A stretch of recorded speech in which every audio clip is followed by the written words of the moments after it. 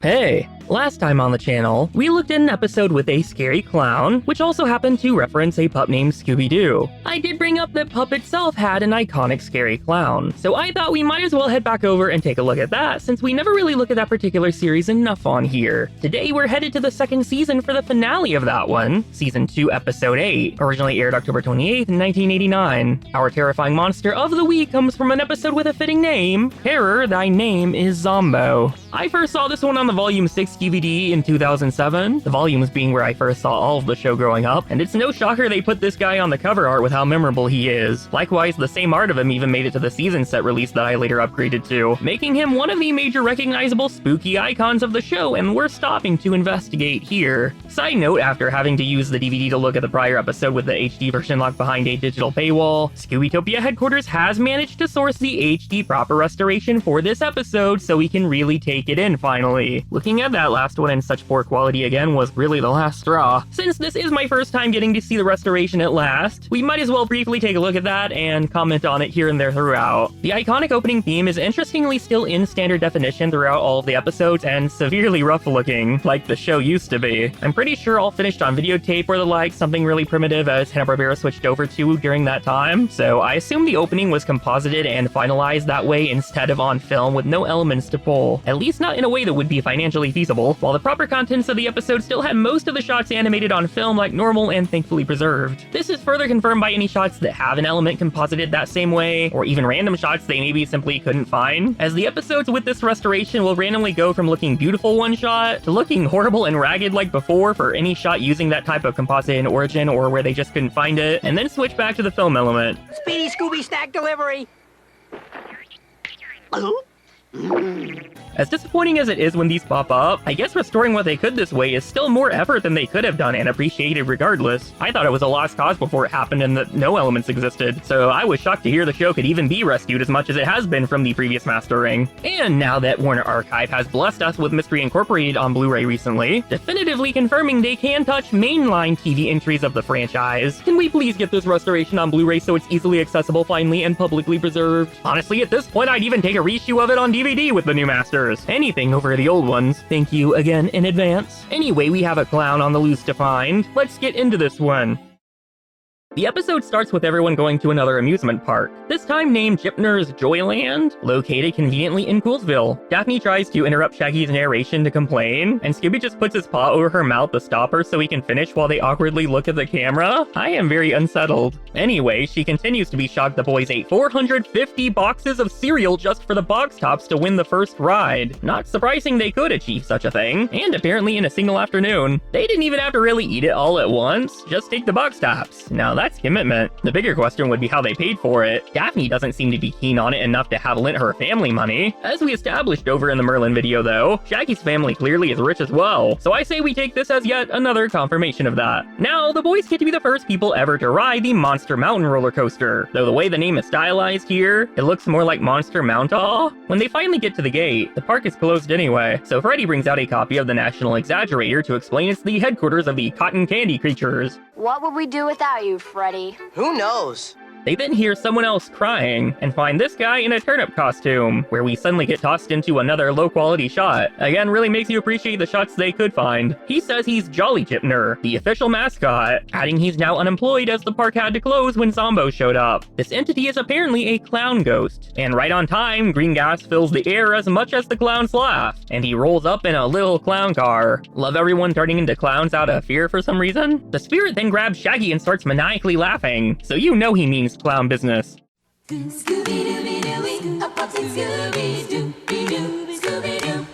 Zombo has a pretty unique sounding voice, being voiced by Charlie Adler, who we talked about a little over in the Arabian Nights video. Like I said there, I can spot that voice anywhere, but he's actually doing something pretty different and more menacing for Zombo here. Stay away from Gypner's Joyland, or else! Adler also was Mr. O'Greasy in several episodes of this show, you can find him all over it. Zombo flies off with his victim, so Scooby flips into cowboy action and uses his tail as a lasso to pull his friend back safely. Don't mention it, Pilgrim. Aged as well as any other unfortunate reference to John Wayne in the franchise. Zombo makes another threat and flies off, so Freddy has decided this is now an official case for the Scooby-Doo Detective Agency, as the boys protest. Daphne points out they'll never get to ride Monster Mountain if they don't solve this though, so they stop dead in their tracks as they decide they can't let the kids of America down. Somehow, that translates into them going all George Washington as Yankee Doodle plays. Sure. They get a good look at the roller coaster on the inside, not sure how they got in, and the shot of it is another low-quality videotape shot, so we don't get to see it quite as well as them anyway. Also, don't know why Scoob uses his tail to jack his head up like that. Whatever. Jolly Gypner rushes over to charge them admission so Joey doesn't get upset. Joey himself then joining. Turns out he's his brother, also voiced by Charlie Adler like Zombo, but more of his recognizable voice. Pleased to meet you, kids. Now pay the man or get out! The boys then reveal their box tops let them be here for free, and they all add they're here to save the park as well. Freddy also interrogates the brothers on the cotton candy creature for good measure. Daph asks why Zombo is haunting them, as Velma gets out her computer to compute what they say. Joey telling them the clown used to own the park, but was bad at business. Their dad bought the park from him, but the clown thought he had cheated him, so his ghost returned to ensure their business would fail. Oh, sure, a buffoon from beyond. Then again, I'd want revenge if I had to go around dressed like him. Another Gypner, Jenny, comes running up to offer her share of the park in fear, and love whatever diva voiced her, for which we do not know the name, just that it's probably one of the adult men in the episode somewhere. Joey offers the gang lifetime passes as a reward if they can stop Zombo, really enticing Freddy with the Hard to Believe Museum. Obviously a nod to Ripley's Believe It or Not. I love the advertisement of smelling Bigfoot's shoes. Velma's into the rocket to the moon, no idea if it literally does go to the moon or not, and Daphne's into Fashion Land, shocker. It's all enough to get even the boys to happily agree, and they ask if there's anyone that has it out for them. Joey immediately thinks of his brother Bart, who owns Sloppo Land, a rival park next door, and so much of a rebel that he's the only sibling with a name that doesn't start with J. Bart apparently has the motive of his crummy park doing better if they're gone, and also just hating Joey. Freddy then spots this guy, who turns out to be another Gypner relative, Jerry, who fixes the rides here, and he seems unlikely to be sus because Zombo pops out fast to give a jump scare, giving another warning and flying off again. Needing another clue, Scooby's nose pops right off with a little sign telling them to follow, but to the surprise of few, it takes them to hot dogs. Luckily, as they avalanche all over, a clue does fall out anyway. A real ravalunch. Get ready, ravalunch. An avalanche? I don't get it. Velma says Jinkies as she picks up the clue, alerting the others, turning out to be blueprints, which Freddy connects to cotton candy creature condos. He then decides it's time to split up, so the boys and Velma find themselves at the funhouse. Scooby's nose once again horrifically pops off and leads them to another clue, turning out to be free passes to Sloppo Land, Bart's rival amusement park. Scoob then manages to accidentally find a secret entrance, appearing to be what seems like a garage inside. They even find Zombo's tiny little car he's been riding around in, and speak of the devil, he manifests from a corner, scaring their wigs off so they end up with these nightmare swaps instead. Scoob denies his efforts to fright, however, and grabs a cart to sweep the others off in, the spook chasing them over to the ticket booth where they have some classic disguises. Meanwhile, we switch back over to the doo-doo quality as Fred and Daphne arrive at Sloppo Land. You could say it's Sloppo quality. Just as Daphne's tired of Freddy's usual BS, the others rush past and tell them about their encounter. Scooby also has a Zombo paint job that somehow painted itself. Velma finding the clown makeup kit responsible as the spirit flies in, and their fearful reaction is valid to this. And this time, I'm not clowning around!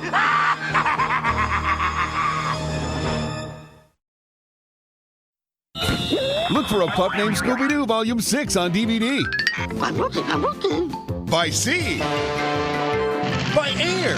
It's Scooby-Dooby-Doo! To the Rescue.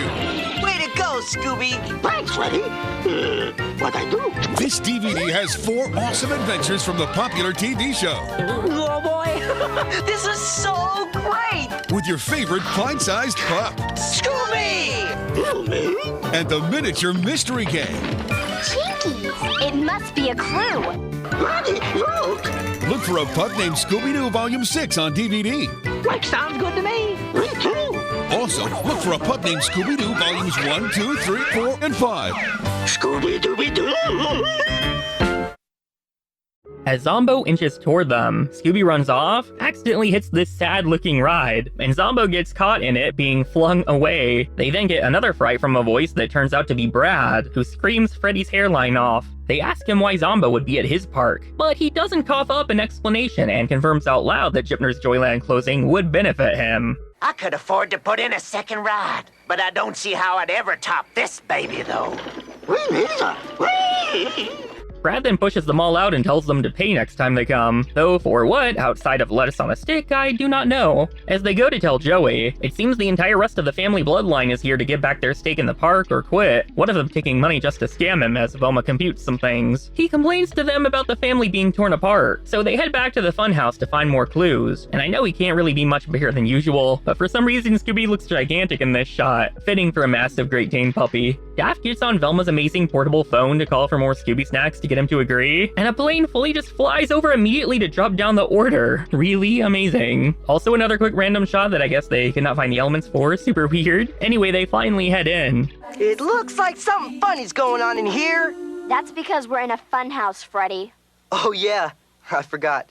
Velma gives the boys a spook with her glasses, while I get a spook from the quality jump again. Sorry, it's just very distracting. In the wake of the boys crashing, though, Velma has noticed they found another clue, that Zombo's shoes are powered by the same jet stream blasters used in the funhouse. Guess he didn't like that, showing up to threaten he's breaking every bone in their bodies. Shockingly violent of him. Daphne's not in the vibe of being bothered, though. She totally just had her hair done, so she calls in Jenkins to be scared instead. That will be all, Jenkins. Yes, Miss Blake. With that taken care of, we get the musical chase scene, which is an absurdly clown-sounding circus-themed song to fit our villain. They say that's when he lurks around. I knew it! My hair's a mess again! That's better. You can start the music again. Got a ghoulish heap. Love how going into the Tunnel of Love means that Scooby comes out the other side in drag. I guess that's what love does to you. Don't take care. He's the clown goes to. They all run to hide in this trailer as it calms down, Scooby landing in this chest with a chicken on his head that Velma zeroes in on. Turns out everything in here is a prop for a clown, a pretty big clue, and Velma has a plan now. As the spooky boy's just flying around, he looks super small and petite here, could totally put him in my pocket. So unintimidating now that the gang just walk right up to him, saying there's a new clown in town. The new guy walks into frame, meaning business, and it's kind of sad the big reveal shot here is another one they couldn't find the elements for, so Clown Scoob looks super low res. He challenges Zombo to a competition, but then the actual makeup on his face just disappears permanently in this next shot, which is really sad because it added a lot to the look. They take turns spraying water at each other, so I guess whoever drowns first loses here. Zombo tries to pie him, but he pied the wrong guy. Scoob just eats it. Then he tries a balloon animal, and somehow Scoob is just as easily able to do a balloon Statue of Liberty. Genuinely don't know how he pulled that off with paws. Really pisses off Zombo as well. Just starts chasing them all the way to Monster Mountain, where he and the boys do at least get to be the first to ride. Velma has Fred lock them in as it takes off, and honestly it's kinda cool. You got Dracula and the Wolfman trying to get you as you go by, similar to the Yeti on Disney's Expedition Everest here, or something out of Universal's Epic Universe. And in another low quality shot, they pass by Frankenstein's monster as Zombo sneaks up behind them. Dude has some balls to be moving on the coaster unsecured, especially so close to these loops. As they finally come back down and finish the ride, it seems even he's had enough though. Zombo officially is apprehended by the cops in his defeat, so now it's time to find out who he is. Daphne's sure it's Bart with all his motives. Freddy isn't really sure of a culprit, so Red Herring comes in to ask about himself, immediately breaking us back into doo-doo quality as Freddy takes him up on it and accuses him, just to be called a clown. Velma has the real answer, however, unmasking the spirit to be Joey Gypner. Those blueprints earlier were plans to improve Gypner's Joyland, while she also noticed he had a safe full of money despite his claims of business being bad. Lastly, that trailer with the chest of clown props belonged to him, which seemed to solidify his identity. Basically, he used Zombo to scare off his family, and use the money he stole to buy them out. After that, he can improve the park and have sole ownership to profit. For the iconic line, we go back to this quality though. And I would have gotten away with it if it weren't for you nosy kids. And your clowning K-9! That's me. Low quality Brad thanks the gang, as he's been welcomed back into the family after what happened. He's also being allowed to take over running the park as the eldest brother, and offers the gang the ability to ride Monster Mountain anytime they want as further thanks. After all their excitement though, it seems Scoob has another new favorite. Scooby-Doo, where are you? Bro is just having fun on Brad's low-quality tire ride. Can't even blame him, I'd probably make the same choice. I guess this ride is thrills enough for my pal, a pup named Scooby-Doo. Hey, don't I get to say that? Oh, yeah. Thanks. You're welcome. Scooby-Dooby-Doo. And that's Terror, Thy Name is Zombo. Honestly, a pretty solid episode of this show. Our villain definitely is memorable, just like his appearances on DVD covers. The round balloon shape of his body does actually make him stand out compared to clowns often being very skinny, and the way his head turns into whatever this is, obviously hair but not really looking like it, really adds to the weird uncanny look. I wouldn't call him genuinely scary, certainly not to the tier of original Where Are You villains, but if we're judging by the standard of this particular series, he does a pretty decent job. He does also make some surprisingly violent threats for the show, which is kind of funny for a clown to be doing. The park is an interesting location. It certainly feels low budget for the most part as far as these places go, but I think it's fitting. The gang don't exactly live in a massive kind of area. I would expect a park operating on a budget, and Zombo's entire motivation is to be able to improve the place, suggesting it's obviously not up to par with something like Disneyland. The family dynamic of the Gypners is a pretty funny addition, and interesting to have a sort of inter-family war at the heart of the conflict. Either one brother already counted out taking revenge on the others, or ultimately one brother with trust actually scamming the entire family and using his brother as a scapegoat. Was there ever even a real Zombo their dad bought the park from? Or was that entirely one of his creations? If it was a real guy, that's actually almost worse and disrespectful as hell. Monster Mountain, after seeing it, is admittedly worth all the trouble the boys went to with the box tops for a chance to ride, at least as far as this part goes. You can tell it's definitely the only super notable thing the place was going to have going for it that we got to see. The rocket to the moon, the weird museum, and Fashionland might be cool, but not cool enough to really show us, I guess. And if that's it, still not very much. But Universal's latest rides focused on their monsters at Epic Universe would probably fit right in with this one. The monster and culprit having the same voice also isn't as much of a dead giveaway as it sometimes is even in the original series. Like I said, Adler, for someone that has a super recognizable voice, actually does a really top-notch job making the two sound very different enough that you might not pick up on it. It's also nice to take the leap and finally look at an episode with the proper restoration after that last one, but the occasional low-quality shots really take you out of it with how bad it looks. It really makes you appreciate the work put in to restore what they could. The old masters managed to actually look even worse when seeing the show at its best. This episode also had a lot of cute moments of turning things on their head from the status quo, even that last moment. Though, it's always so weird when the show breaks the fourth wall to talk to us when no other entry in the franchise really did that. Anyway, this clown isn't quite as good as the ghost clown of old, but for his own era, a pretty solid entry in the catalog of villains and episodes of this show. This isn't an episode that really makes me feel like I'm watching a show I'm too old for, which is not always the case with this one. I would say I had a very nice and evenly measured time with this particular mystery. Hopefully you had a nice time looking at its many highlights and turns with me. If you want to look at one I can't quite say the same for despite having a great villain, we did look at the episode Doggone Scooby recently, as well as the iconic episode featuring the ghost of Al Capone. If you liked taking a look at this series again, definitely leave a like and subscribe so you don't miss what comes next. If you want to support the channel directly, the Patreon is now live. You get exclusive content like the Zombie Island video, the Witch's Ghost video, Clue Club episodes 2 and 3 with more to come, the Wheel of Scooby series which also has a pup episode, and all that stuff. Whatever happens next, I suppose, I will see you then. Bye!